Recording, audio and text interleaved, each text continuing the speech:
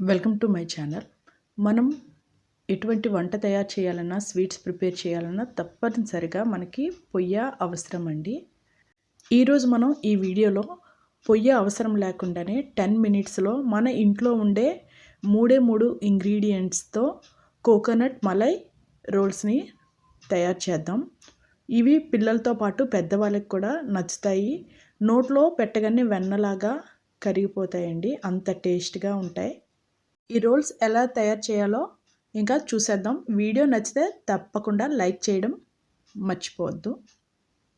ఒక కప్ తీసుకొని అందులోకి 5 స్పూన్స్ పాల మీగడని వేసుకొని పంచదారని పౌడర్గా చేసుకొని 1 స్పూన్ వేసుకోవాలి.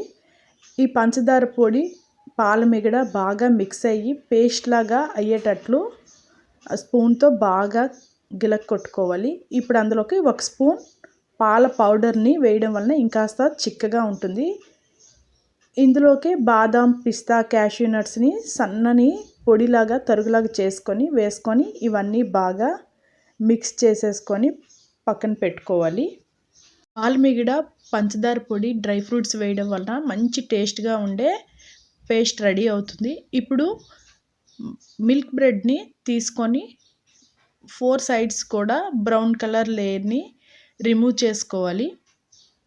రెడ్ ఫుడ్ కలర్ని తీసుకొని పాల మీగడ పేస్ట్లోకి 1 డ్రాప్ వేసుకోండి. ఇలా వేయడం వలన మరి కాస్త అనమాట స్వీట్ చాలా అట్రాక్టివ్గా కనిపిస్తుంది. ఈ ఫుడ్ కలర్ అనేది కంప్లీట్లీ మన ఆప్షన్ అండి. అట్రాక్టివ్గా ఉండడానికి మాత్రమే మనం ఇక్కడ ఫుడ్ కలర్ని యూస్ చేస్తున్నాము. వేయకపోయినా టేస్ట్లో డిఫరెన్స్ అయితే ఏమీ ఉండదు.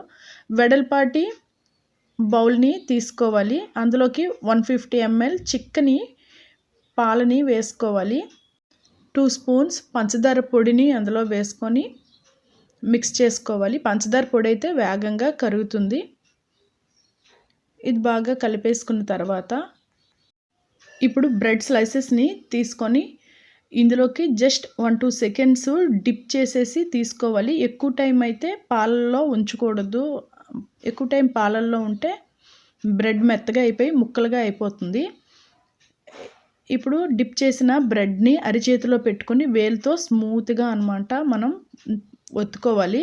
ఇలా ఒత్తుకోవడం వలన బ్రెడ్ ముక్కలుగా అయిపోకుండా ఈజీగా అనమాట మనం రోల్ చేయగలుగుతాము.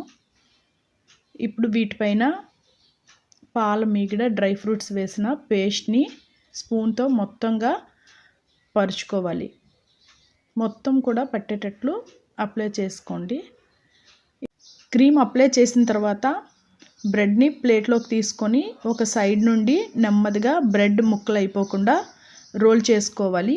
ఈ బ్రెడ్ రోలు మొత్తం కంప్లీట్ అయిపోయిన తర్వాత వేరొక ప్లేట్లో ఎండు కొబ్బరి పొడిని వేసుకొని నెమ్మదిగా ఆ బ్రెడ్ రోల్కి మొత్తానికి కొబ్బరి పొడి పట్టినట్టు చూసుకోవాలి.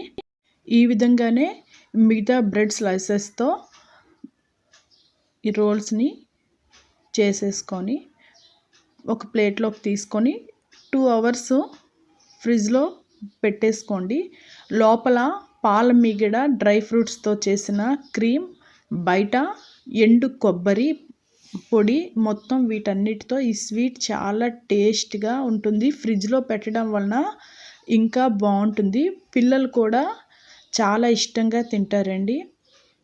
మనకి పొయ్య అవసరం లేకుండానే అప్పటికప్పుడు మన ఇంట్లోన ఉండే పాలతోనే ఇవి సింపుల్గా రెడీ చేసి పెట్టుకోవచ్చు. గెస్ట్స్ వచ్చేటప్పుడు కూడా మనం ఈజీగా సింపుల్గా చేసుకోవచ్చండి. చాలా స్మూత్గా, టేస్టీగా, నోట్లో వేయగానే కరిగిపోయేట్టు ఉంటుంది. మీరు కూడా ఇంట్లో ట్రై చేయండి.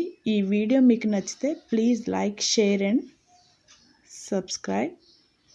Thank you for watching.